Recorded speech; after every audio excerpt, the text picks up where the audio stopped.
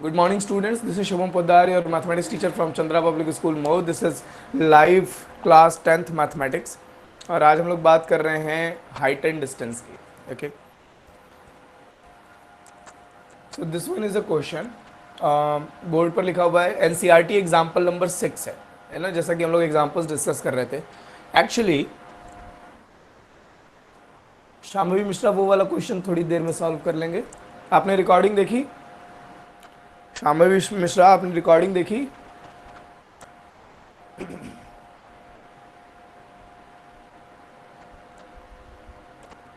Miss Shambhavi Mishra, have you seen the recordings? और कल वाली क्लास की. अच्छा, वो वाला क्वेश्चन. आओ इस, अच्छा जो तुमने व्हाट्सएप पर दिया था. ठीक ठीक ठीक. अभी मैं समझ गया आप किस क्वेश्चन की बात करेंगे. मैं अभी उस क्वेश्चन को सॉल्व कर दे रहा हूँ. अभी इसको हम कर लें, उसके बाद हम लोग उस क्वेश्चन को कर लेंगे. ओके, मुझे याद आ गया आप कौन से क्वेश्चन की बात कर रहे हैं. Okay, so we have a question here. ठीक है. अच्छा ये बताइए, कल आप सबसे कहा गया था कि आप लोग एनसीईआरटी के एग्जाम्पल्स की, एक्सरसाइजेस की, या और भी दूसरी बुक्स जो हैं उससे आप लोग क्वेश्चंस पढ़ करके डायग्राम बनाएंगे, है ना. फिगर आप लोगों ने, कितने लोगों ने हाइट एंड डिस्टेंस के क्वेश्चंस के डायग्राम बनाए, और क्या आपकी अंडरस्टैंडिंग पे कुछ क्या फ़र्क पड़ रहा है? डायग्राम कितने स्टूडेंट्स बना रहते हैं?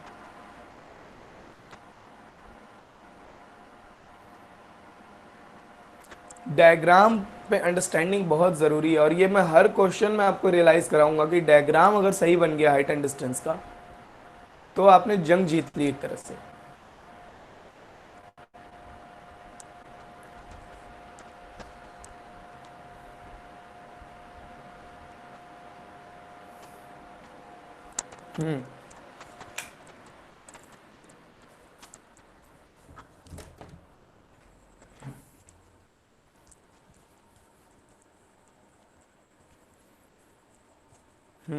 चलो तो देखते हैं. ये क्वेश्चन लिखा हुआ बोर्ड पर, सारे स्टूडेंट्स बहुत ध्यान से सुनिए. यहाँ लिखा हुआ है the angles of depressions of the two of the top and the bottom of a 8 metre tall building. ठीक है. तो एक एक बिल्डिंग का जिक्र कर रहा है. 8 मीटर लंबी है ना, 8 मीटर ऊंची है. 8 मीटर टॉल बिल्डिंग. ठीक है. From the top of a multi storeyed building. अच्छा, एक और बिल्डिंग है. अच्छा, एक मल्टी स्टोरेड बिल्डिंग के टॉप से, from the top of a multi storeyed building, है ना. क्वेश्चन बहुत ध्यान समझना है. द एंगल्स ऑफ डिप्रेशंस, देखिए डिप्रेशंस वर्ड यूज किया है. इसका मतलब किसी हाइट से नीचे देखा जा रहा है. किसी हाइट से नीचे देखा जा रहा है. ऊपर एंगल ऑफ एलिवेशन बोलता था, मतलब हम किसी ऊंची चीज को देख रहे हैं. Angle of depression word use कर रहा है, मतलब किसी नीचे किसी चीज को देख रहे हैं. तो the angles of depressions of the top and the bottom of a 8 metre tall building, मतलब 8 मीटर ऊंची एक बिल्डिंग है. ये 8 मीटर ऊंची एक बिल्डिंग है, और इसके टॉप का और इसके बॉटम का ध्यान दीजिए. The angles of depression of the top and the bottom of a 8 metre tall building. ये 8 मीटर ऊंची बिल्डिंग है, और इसके टॉप और इसके बॉटम का एंगल ऑफ डिप्रेशन. तो डिप्रेशन तो किसी ऊंची चीज से आएगा, एंगल ऑफ डिप्रेशन तो किसी ऊंची चीज से आएगा, और वो ऊंची चीज है कौन? From the top of a multi storeyed building. इसके साथ एक और बिल्डिंग खड़ी है, जो ऑब्वियस सी बात है इससे ऊंची होगी. आप इस बात को समझिए. यहां ये बताना इसको जरूरी नहीं है क्वेश्चन में कि दोनों में से ऊंची बिल्डिंग कौन सी है. जब इसने angle of depression word use किया है, ठीक है, देखिए आप, है ना, बात बहुत अच्छे से समझिए. लिखा हुआ है the angles of depression of the top and bottom of a 8 metre tall building. एक 8 मीटर ऊंची बिल्डिंग के टॉप और बॉटम के एंगल ऑफ डिप्रेशन कहां से? From the top of a multi storeyed building. एक मल्टी स्टोरेड बिल्डिंग की, ये मल्टी स्टोरेड बिल्डिंग है हमारी. एक मल्टी स्टोरेड बिल्डिंग के टॉप से एक 8 मीटर ऊंची बिल्डिंग के टॉप और बॉटम के angle of depression. Angle of depression horizontal से मेजर किए जाते हैं. ये बन गया मेरा हॉरिजॉन्टल. यहाँ से टॉप का और यहीं से बॉटम का. ये टॉप का एंगल ऑफ डिप्रेशन दिया हुआ है 30 डिग्री, और ये बॉटम का एंगल ऑफ डिप्रेशन दिया हुआ है 45 डिग्री. मतलब एक यूजर है, एक ऑब्जर्वर है जो इस मल्टी स्टोरेड बिल्डिंग के टॉप पर बैठा है और यहाँ पर बैठ करके सामने किसी निचली इमारत को जिसकी ऊंचाई 8 मीटर है उसके टॉप को और उसके बॉटम को देख रहा है। और कितने कितने डिग्री का लाइन ऑफ साइट उसका कितने डिग्री पर दिखाई दे रहा है, 30 degree and 45 degree respectively. We have to find the height of multi storage building, इसकी हाइट चाहिए हमें, and the distance between them, और इन दोनों बिल्डिंग के बीच की डिस्टेंस चाहिए। तो ये स्टोरी है कुछ, ये हमारी मल्टी स्टोरेज बिल्डिंग है और इसकी हाइट हमको फाइंड करनी है। ओके, अगर आप देखें तो इसमें कुछ चीज़ें की जा सकती हैं। इसको अगर मैं अगर इसको मैं बस ऐसे ऐसे पैरेलल हॉरिजॉन्टल के पैरेलल एक लाइन ड्रॉ कर दूं तो ये 8 मीटर है तो ये भी 8 मीटर हो जाएगी, है ना, ऑब्वियस सी बात है। मैं बस थोड़ा सा चीज़ों को सिंप्लीफाई कर रहा हूँ।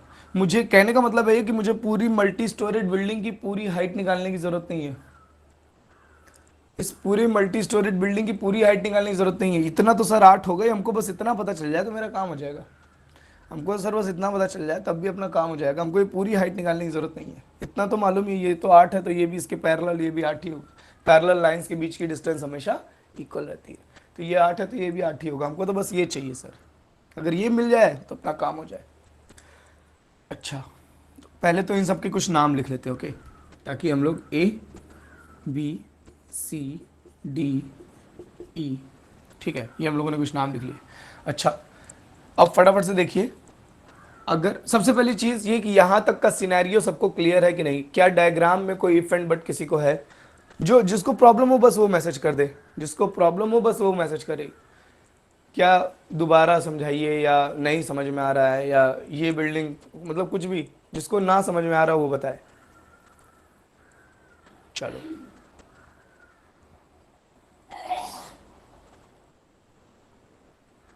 कमाल हो गया। चलो तब आगे बढ़ जाते हैं।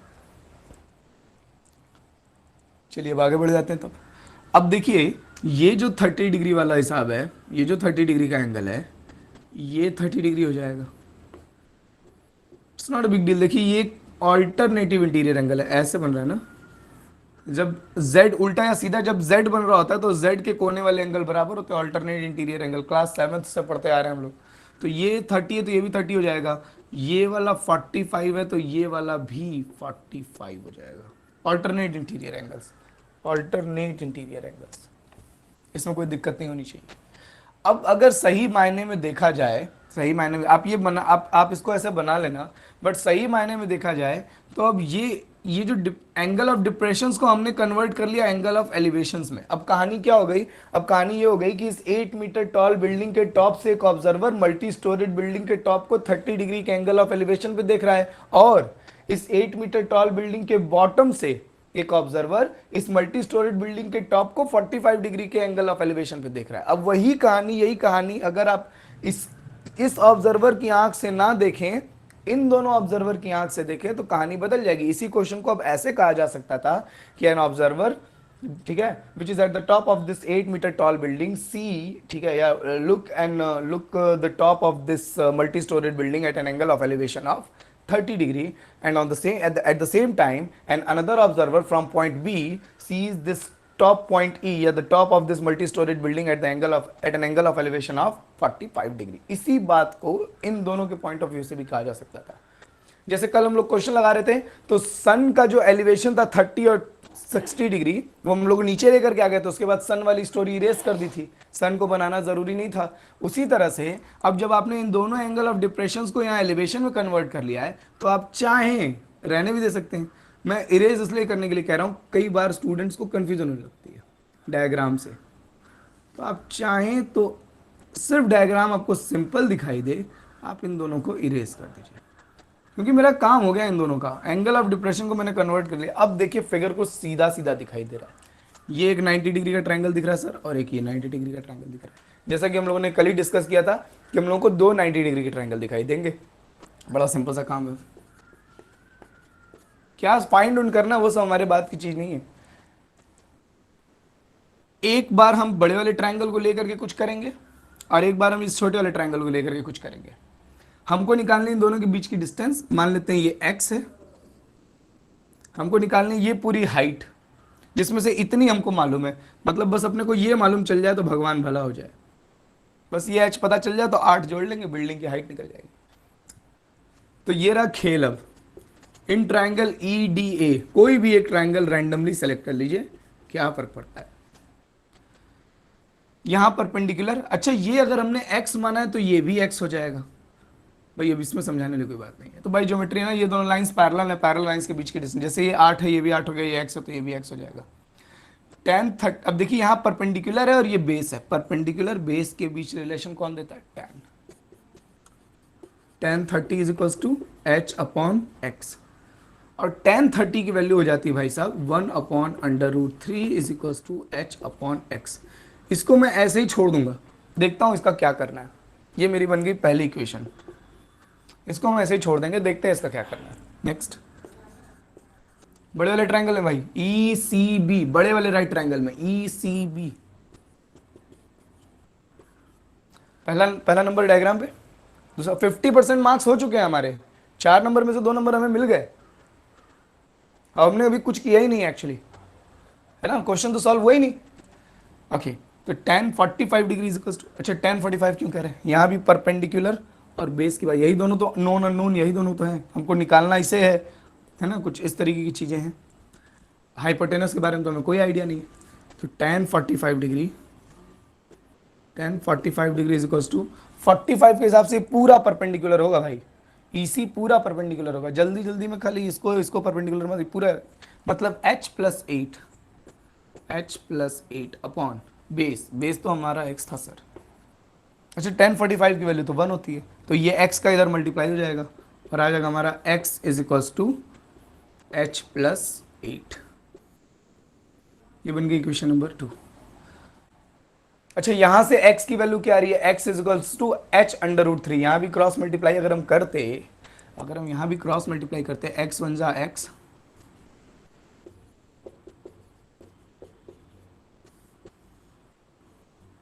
इसको इक्वेशन नंबर 1 ना कह के इसको कह लीजिए। तो हमारे पास x और h में 2 इक्वेशन आ गई।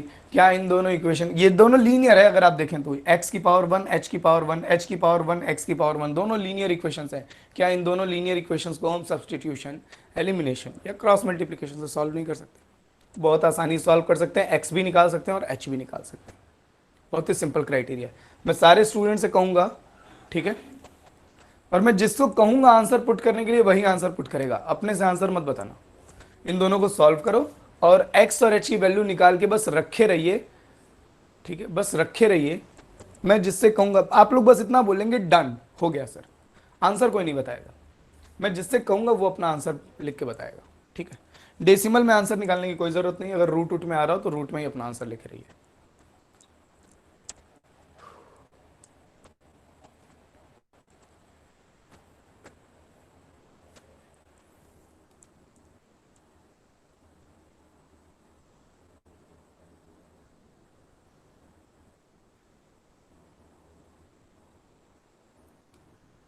कोई स्टूडेंट आंसर नहीं पुट करेगा, याद रहे।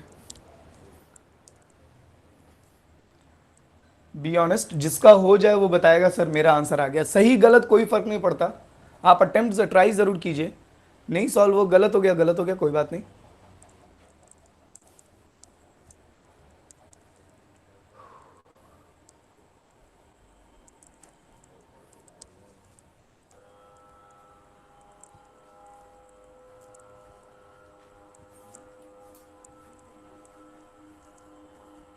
सर वैल्यू बोल दीजिए, दिख नहीं रही है, मयूरी लिख लीजिए।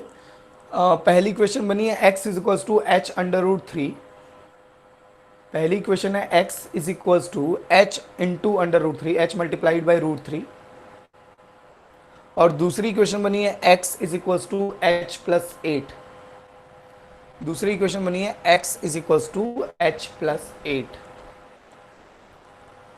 मयूरी आपने लिख लिया, आपको समझ में आ गई?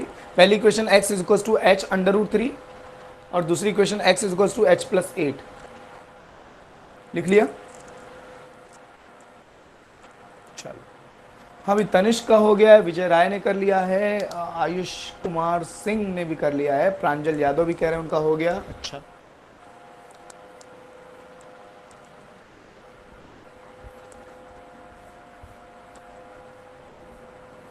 आंचल कुमारी भी कह रही है उनका हो गया।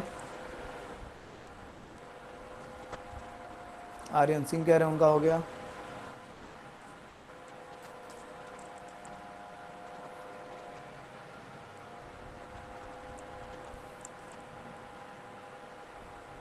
अभी बहुत बहुत बहुत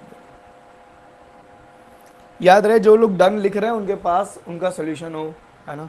ये नहीं कि बुक से देख करके बता दो भाई। जैसा कि मैंने शुरू में ही बोला, ये एनसीईआरटी एग्जाम्पल है, इसका मतलब ये नहीं कि आप बुक से देख लें, ठीक है। ऑनेस्ट ऑनेस्ट रहना बहुत ज़रूरी है। दूसरी वाली क्वेश्चन बता दीजिए, दूसरी वाली क्वेश्चन सुन लीजिए। x is equals to H plus eight. दूसरी वाली क्वेश्चन है x is equals to H plus eight.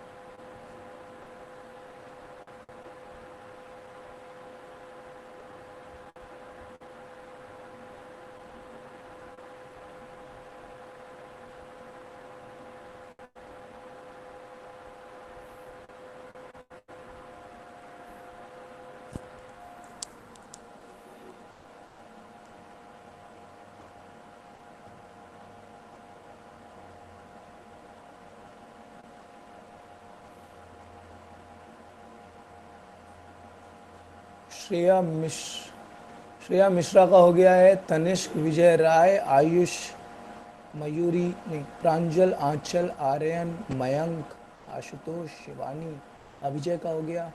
Amrita Pandey, करण, हर्षित और प्रखर का हो गया।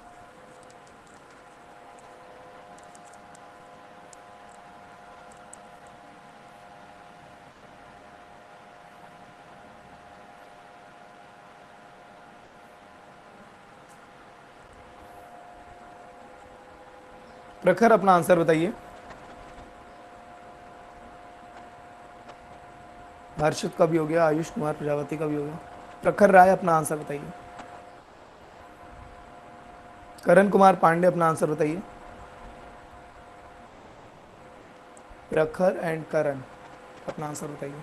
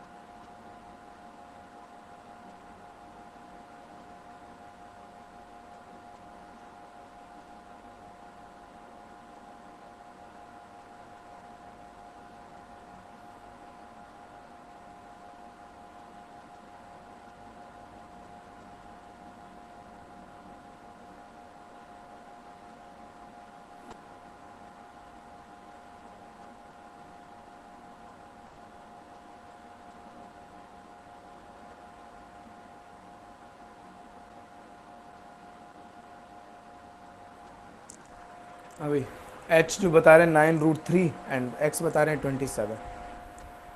करण पांडे बता रहे हैं। प्रखर ने आंसर नहीं बताया अभी। प्रियांश, चित्रांश का भी हो गया। अरे वाह, तुमने भी कर लिया प्रियांश, बहुत बढ़िया।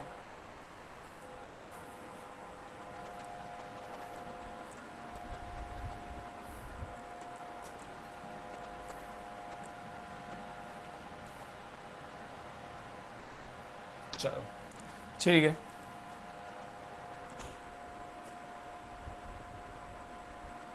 हाँ भाई, इसको देखिए कैसे करना है। यहाँ से भी x की वैल्यू आ रखी है, यहाँ से भी x की वैल्यू आ रही है। तो सबसे पहले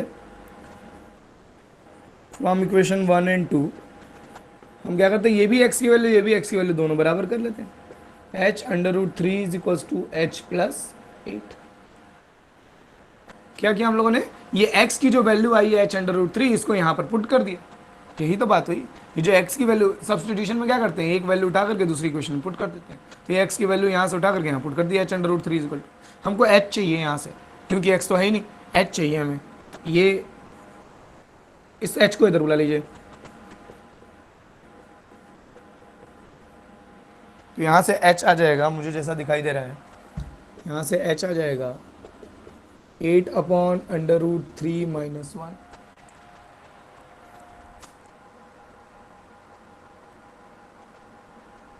चलो दिख रहा है ना यहाँ तक। इसके बाद √3 + 1 से हम ऊपर नीचे मल्टीप्लाई करेंगे। क्यों? नाइन्थ हम लोगों ने पढ़ा है ना कि मैथ्स में जनरली डिनोमिनेटर को इरेशनल नहीं रखा जाता। मैथ्स में जनरली डिनोमिनेटर को इरेशनल नहीं रखा जाता है ना। हम इसको रेशनलाइज करके आंसर लिखेंगे। तो रेशनलाइज करने के लिए हम किससे मल्टीप्लाई करेंगे? √3 + 1 से ऊपर भी और √3 + 1 से। अब क्या हो गया सर? 8 इंटू √3 + 1 अपॉन ये √3 - 1 √3 + 1, a minus B a plus B, a minus B और a plus B, a minus B a plus B multiply होता है a² - b²। a² मतलब √3 का स्क्वायर 3 माइनस b² 1 का स्क्वायर 1, 3 - 1 2 आ जाएगा। 2 से इसको कैंसिल कर देंगे 4। तो आपकी हाइट आ गई, h की वैल्यू क्या आ गई आपकी? 4/√3 + 1। ये आपकी h की वैल्यू आ गई। हाइट आ रही है आपकी, h की वैल्यू आ रही है आपकी 4 टाइम्स √3 + 1 मीटर। ये हमारा h का आंसर आ रहा है। आप चाहें तो √3 की वैल्यू पुट करके डेसिमल में भी अपना आंसर निकाल सकते हैं। चलो अब तो h आ गया सर। x की वैल्यू, अगर किसी एक वेरिएबल की वैल्यू आ गई तो उसको किसी भी इक्वेशन में 1 में चाहे 2 में किसी में भी पुट करके दूसरी की निकाल लेते हैं। देखिए यहाँ h+8 है, x की वैल्यू h+8 है। नाउ आसान वाली इक्वेशन में पुट करेंगे ना भाई, ये आसान इक्वेशन है। x = h+8। h की वैल्यू क्या निकाली हमने? h की वैल्यू हमने निकाली 4/√3। देखिए 4/√3 + 4 और ये +8। x की वैल्यू आ गई 4 और 8 12। ये आ गई हमारी x की वैल्यू।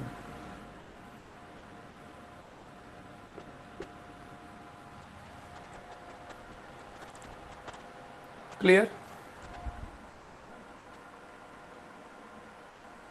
अच्छे से देख लो। आप क्वेश्चन की शक्ल में मत जाइएगा, आपको कैमरे में थोड़ा दूर से दिखाई देता है ना, ये मैंने खूब बड़ा बड़ा लिख रखा है यहाँ पे, ताकि आपको एक अप्रोप्रिएट साइज में दिखाई दे चीज़ें। मैंने खूब बड़ा बड़ा लिख रखा है, इसीलिए पूरा बोर्ड भर गया है। सवाल सीधा सीधा सा।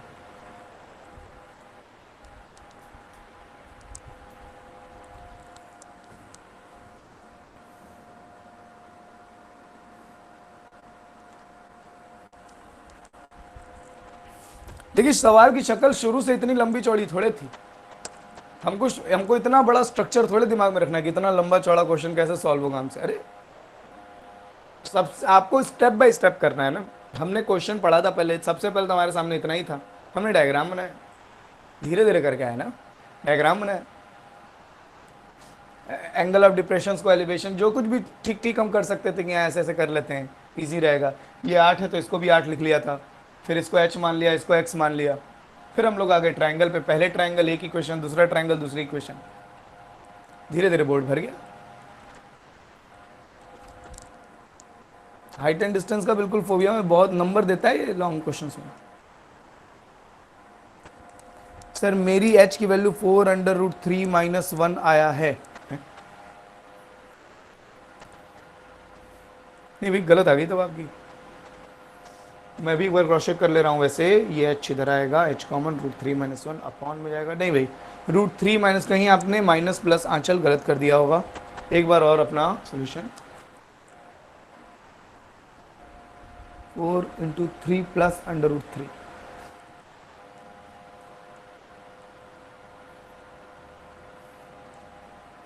ये तो x की वैल्यू है ना हर्षित सिंह, ये तो x की वैल्यू आप बता रहे हैं ना।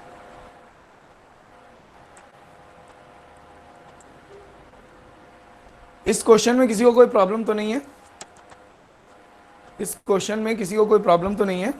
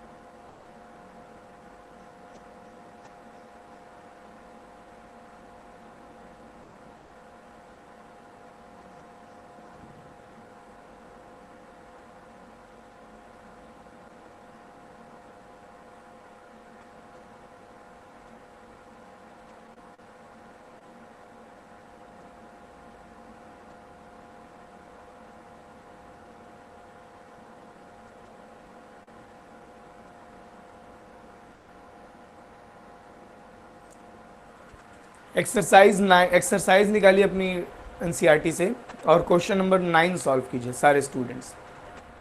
क्वेश्चन नंबर 9 सॉल्व करेंगे सारे स्टूडेंट्स। और अगर आपके पास बुक नहीं है तो मुझे बताइए, मैं क्वेश्चन लिखूं। अगर आपके पास बुक नहीं है तो मुझे बताइए कि मैं क्वेश्चन लिखूं। उसमें थोड़ा टाइम लगेगा।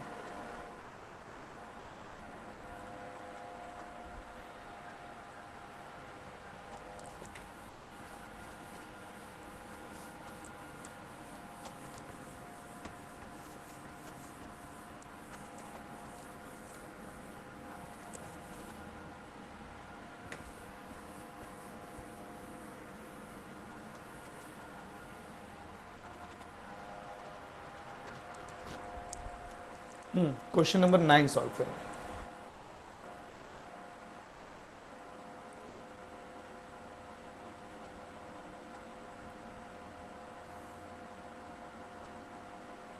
शांभवी मिश्रा, जरा अपना माइक्रोफोन ऑन करना।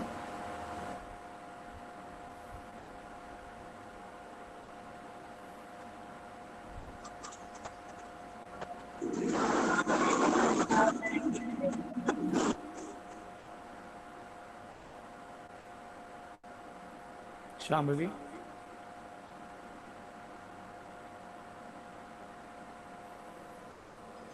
Yes sir.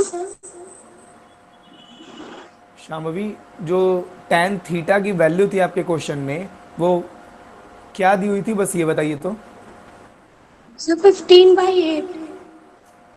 शांभवी, क्या फाइंड करना था इसमें?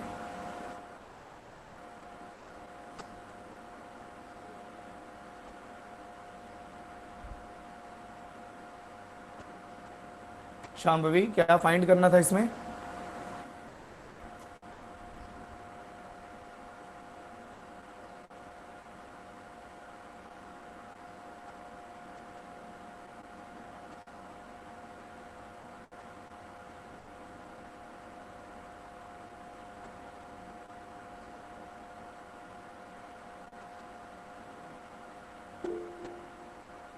ओके।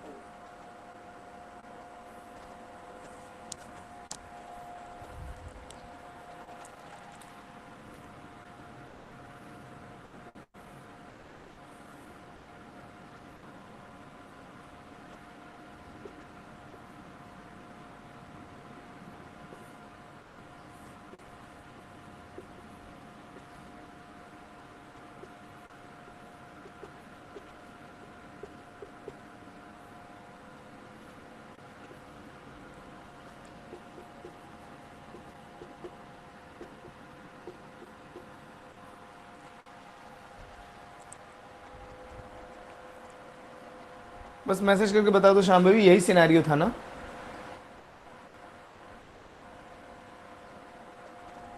तनिष्क सिंह का आंसर आ गया 50/3 मीटर।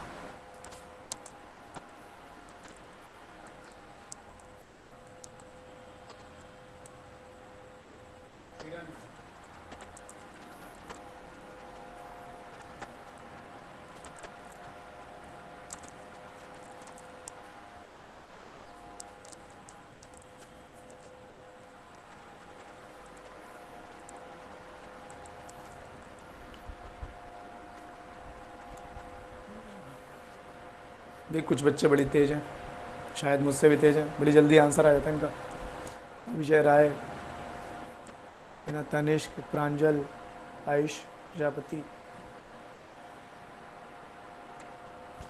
इतनी देर में तो मैं डायग्राम ही बनाया होता।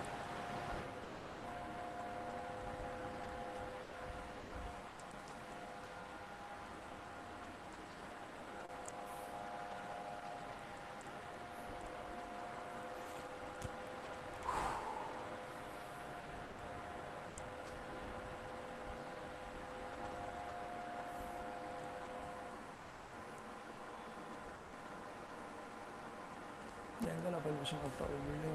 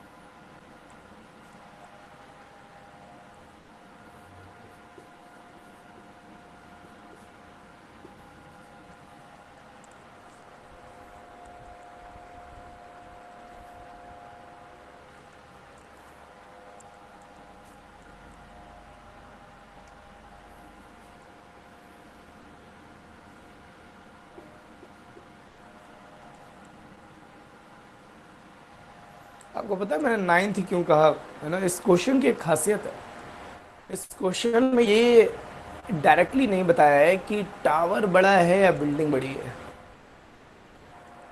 इस क्वेश्चन में डायरेक्टली ये बताया ही नहीं है कि टावर बड़ा है या बिल्डिंग बड़ी है। और अब आप मुझको ये बताइए कि मैंने जो डायग्राम बनाया है वो सही बनाया या नहीं। मैंने इसे टावर कहा है और इसे बिल्डिंग कहा है। जिन स्टूडेंट्स का हो गया है वो बताएं।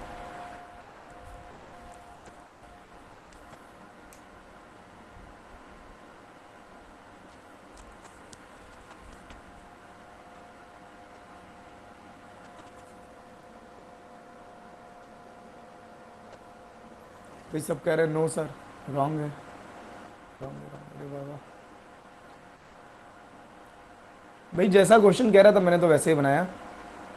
अच्छा मुझको ये भी बता दो कि कितने स्टूडेंट्स ने ऐसे ही डायग्राम बनाया है। ऑनेस्टली मेरा भी तो गलत हो रहा है, अगर गलत हो रहा है तो सही हो रहा है तो सबका सही हो जाएगा। हम्म फिर बना बताइए भाई, है ना, बताओगे नहीं तो। मैंने नाइन्थ बहुत सोच समझ करके दिया था। मैं कुछ अच्छा सा ढूंढ रहा था कि कुछ बढ़िया है ना मसालेदार सवाल मिल जाए, मिल गया मुझे। अब क्वेश्चन की जो लैंग्वेज पढ़ करके कोई बनाएगा तो वो ऐसे भी बना सकता है। अब जो स्टूडेंट्स रॉन्ग बता रहे थे,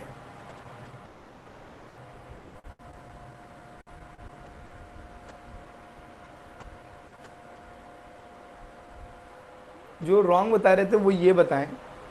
मैं रुको, मैं पूछता हूँ, मैं पूछता हूँ।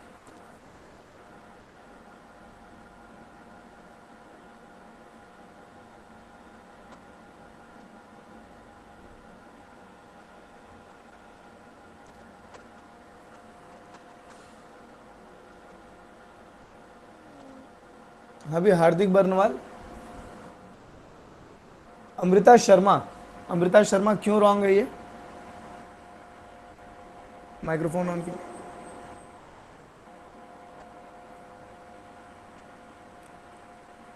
अमृता शर्मा सर क्यों रॉन्ग है ये? अपोजिट होगा उसके।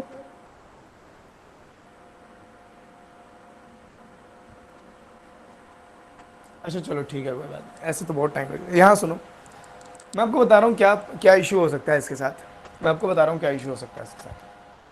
अगर ये डायग्राम बन गया, जो भी स्टूडेंट ऐसे बना रहे हैं, ठीक है, देखिए इस क्वेश्चन में ये स्पेसिफाई नहीं किया गया है कि बिल्डिंग बड़ी है या टावर बड़ी है। और आप, या आप ऐसा भी कोई लॉजिक ऐसा कोई लॉजिक नहीं यूज कर सकते ना कि टावर तो बड़ा ही होता है सर बिल्डिंग से, या बिल्डिंग तो बड़ी होती है टावर से। ऐसा कोई लॉजिक नहीं यूज कर सकते यार, ये बकवास की बात है। भाई हमारा मन, हमने टावर ऊंचा बना लिया, बिल्डिंग छोटी बना ली। हमारा मन, हमने बिल्डिंग ऊंची रखी, हमने टावर। ऐसा कोई लॉजिक नहीं कि सर टावर तो बड़ा ही होता है या बिल्डिंग तो बड़ी ही होती है। आप जरा इस डायग्राम को देखिए, आपको कुछ अटपटा नहीं लग रहा? ये 60 डिग्री का एंगल है और ये ऐसे है, ये 30 डिग्री का एंगल है और कितना ऊंचा है। आप ध्यान दीजिए, आपको कुछ अटपटा लगेगा इसमें। ये 60 डिग्री का एंगल होकर के नीचे है और ये 30 डिग्री, ऐसा कैसे ज्योमेट्रिकली पॉसिबल है बताइए, है या नहीं? आपको गलती समझ में आई?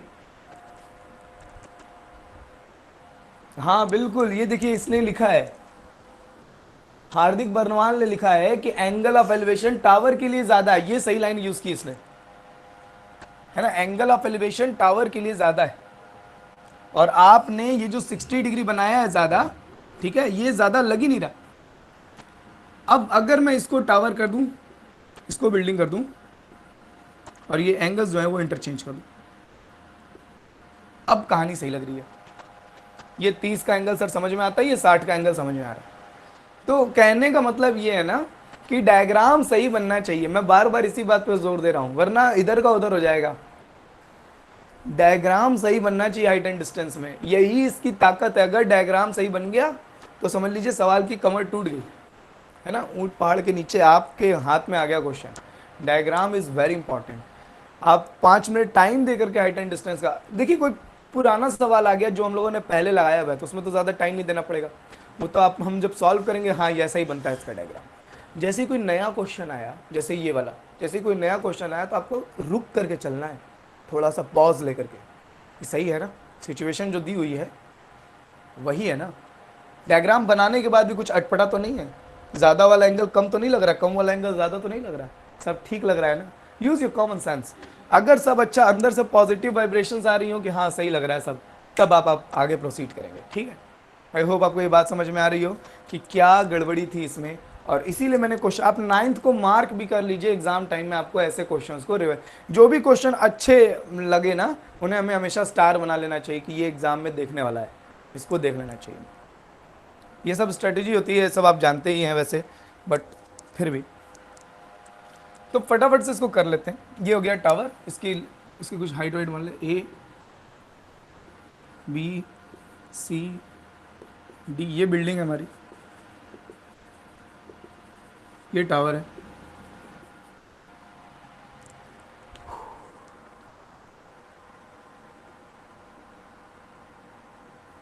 और टावर की हाइट 50 मीटर है।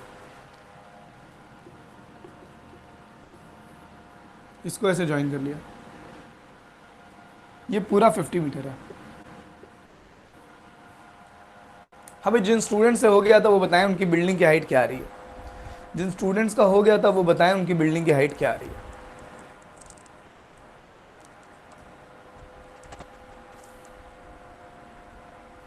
Sixteen 16.66 metre, 50/3। सही है, सही है, सही है, सही, बस बस।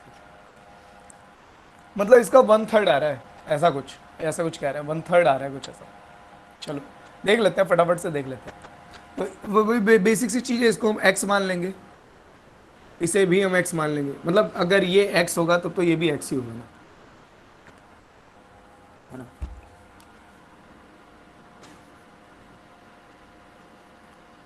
ये 50 है और बिल्डिंग की हाइट हम h मान लेते हैं। तो ये h है तो ये भी h होगा, ये इतना वाला पोर्शन भी h होगा। तो ये वाला कितना हो जाएगा, 50 माइनस h, है ना, समझ रहे हो ना बात को, ये पूरा 50 माइनस h होगा। जैसे जैसे ज़रूरत समझ में आएगी वैसे वैसे हम इसको डील करेंगे। तो सबसे पहली चीज़, जो सबसे पहला ट्रायंगल हमको दिखाई दे रहा है,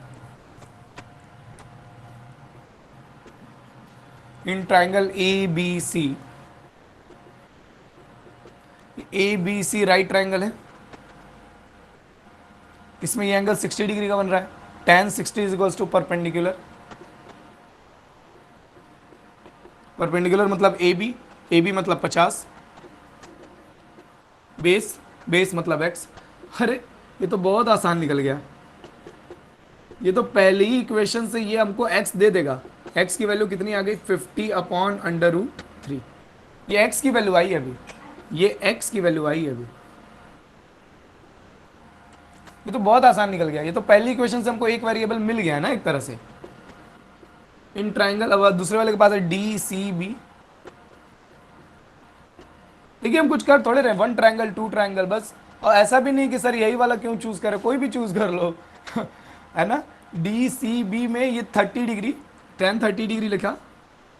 हमेशा tan ही लिखना जरूरी नहीं है, एक्चुअली हर क्वेश्चन में परपेंडिकुलर और बेस की बात हो रही है, इसीलिए tan यूज कर रहे हैं। अगर कहीं हाइपोटेनस इन्वॉल्व होगा तो फिर हम हाइपोटेनस की भी बात करेंगे।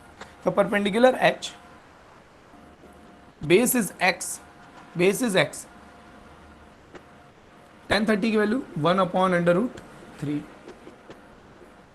क्रॉस मल्टीप्लाई कर लेते हैं, x is equals to h√3, x is equals to h√3।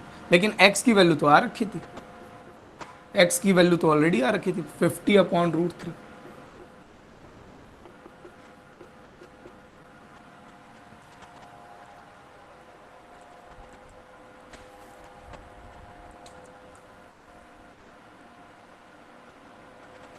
हाँ यहाँ ध्यान दो, एक मिनट यार, मेरी नेक्स्ट क्लास कितने बजे से, 9 बजे से, 9 बजे। टाइम। हाँ तो x की वैल्यू हमने 50/√3 रख दिया, √3 इधर मल्टीप्लाई कर दिया, तो √3 और √3 का मल्टीप्लाई होगा 3 आ जाएगा। और या सॉरी h निकालना है ना हमको, ये √3 अपॉन में भेज दीजिए, तो √3 अपॉन में आके इससे मल्टीप्लाई हो जाएगा। तो h की वैल्यू आ गई हमारी 50/3 मीटर। ये क्वेश्चन एक्चुअली बहुत आसान था, इससे ज़्यादा टफ तो अभी एग्जाम्पल जो आपने लगाया था सर वो वाला था, उसमें 2 इक्वेशन बना करके सॉल्व करनी पड़ रही थी। यहाँ तो कोई लीनियर इक्वेशन कुछ यूज हुआ, कुछ नहीं यूज हुआ। ये तो पहली इक्वेशन से x मिल गया, दूसरी इक्वेशन से h मिल गया, खेल खत्म। ये तो बहुत आसान निकल गया। इसके डायग्राम में ही बस आपको थोड़ी सी प्रिकॉशन रखनी है ना, ध्यान रखना था कि सही डायग्राम बना है कि नहीं। नया सवाल था, लेकिन सवाल देखिए नया जरूर था, लेकिन था बड़ा बचकाना। एक पहले ट्रायंगल से एक्स मिल गया, दूसरे ट्रायंगल से भाई साहब एच मिल गए, खेल खत्म इनका। आया ना, आसान था ना। अगर इसमें कहीं किसी को कोई दिक्कत हो, कुछ इफ एंड बट हो, तो फिर पूछ लो भाई।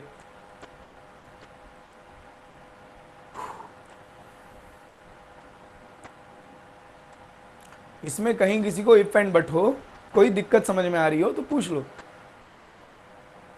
किसी को माइक्रोफोन ऑन करवाना हो तो वो भी बोल दो कि सर कुछ कहना है।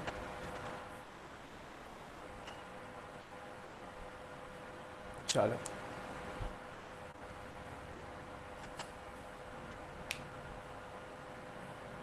चलो, तो आप इसका स्क्रीनशॉट ले लीजिए और नोट कर, है ना। मैं थोड़ा इसको इरेज करूंगा। एक क्वेश्चन डिस्कस करना है शाम बेबी का, 2 मिनट लगेगा। एक क्वेश्चन डिस्कस करना है शाम बेबी का, 2 मिनट लगेगा। इसे इरेज कर, मतलब इसे नोट कर लीजिएगा, ओके। चलो मैं इसको इरेज कर रहा हूँ।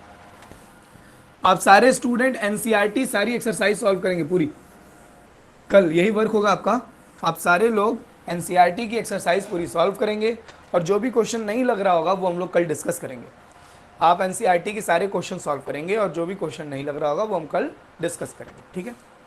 कल आपका हाइट एंड डिस्टेंस, अगर आपके डाउट्स क्लियर हो गए, जो भी डाउट्स हैं एनसीईआरटी के, तो हम कल हाइट एंड डिस्टेंस को कंप्लीट करेंगे, फिनिश देंगे और आगे बढ़ जाएंगे नेक्स्ट चैप्टर में, ठीक है। चलो इस क्वेश्चन को देख लो। तो एक पतंग है पॉइंट ए पर, ध्यान से सुनो फटाफट से, ज़्यादा टाइम नहीं लगेगा। एक पतंग है पॉइंट ए पर, उड़ रही है, और ये स्ट्रिंग है, एसी जो है वो स्ट्रिंग है डोर पतंग की, और इसकी लेंथ 85 मीटर है। इस पतंग की हाइट बतानी है आपको। अगर टेन थीटा 15/8 दिया हुआ, ये क्वेश्चन बोर्ड में भी पूछा हुआ क्वेश्चन है, ठीक है। मुझे जहां तक कि ध्यान आ रहा है ये क्वेश्चन बोर्ड में भी आया हुआ है, एक बार 2 नंबर में आया होगा, ठीक है। There's a kite flying at, the location of the kite is point A. This is the length of string AC, which is 85 meter long, and we have to find the height of this kite, and it is given that tan theta is equals to 15/8. तो देखिए यहाँ एक misconception क्या आता है कि tan theta होता है परपेंडिकुलर अपॉन बेस। मैंने यूट्यूब पर भी ये बात बताई है। तो ज़्यादातर बच्चे सोच लेते हैं कि परपेंडिकुलर 15 है और बेस 8 है।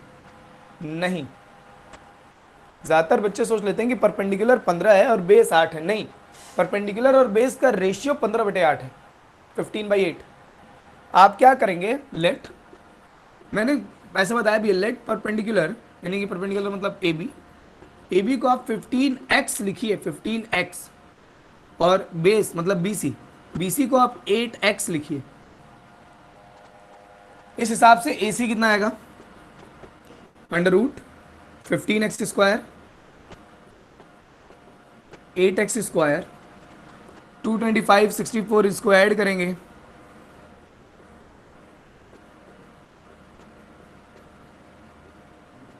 है ना। ये आप ऐड करेंगे तो 289 आएगा, मतलब 17x आएगा। AC की वैल्यू आ रही है 17x, पाइथागोरस थ्योरम। लेकिन AC तो सर पहले से दिया हुआ है, AC तो पहले से दिया हुआ है 85, तो x की वैल्यू कितनी आ जाएगी, 5। मतलब परपेंडिकुलर हमने क्या माना था, परपेंडिकुलर हमने माना था 15x, ये क्या आ जाएगा। अब बेस हमने क्या माना था, बेस हमने माना था 8x, तो परपेंडिकुलर क्या हो जाएगा, 15 एक्स की वैल्यू क्या आई थी, 5 आई ना। तो काइट की हाइट कितनी है, 75 मीटर है। ये जो मिसकॉन्सेप्शन है ना कि परपेंडिकुलर 15 होगा और बेस 8 होगा, ये गलत होता है। परपेंडिकुलर 15 नहीं है और ना ही बेस 8 है। परपेंडिकुलर और बेस का जो रेशियो है वो 15/8 है। We can't say that perpendicular is exactly 15। देखिए परपेंडिकुलर तो 75 था और आप 15 मान लिए थे। शामवी मिश्रा, आपका डाउट क्लियर हुआ।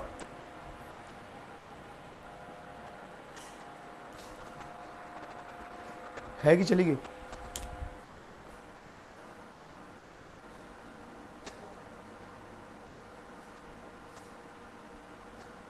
है शामवी मिश्रा,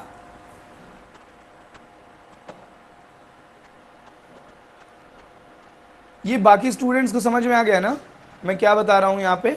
ऐसे क्वेश्चंस में आप परपेंडिकुलर को 15 और बेस को 8 नहीं मान लेना डायरेक्टली।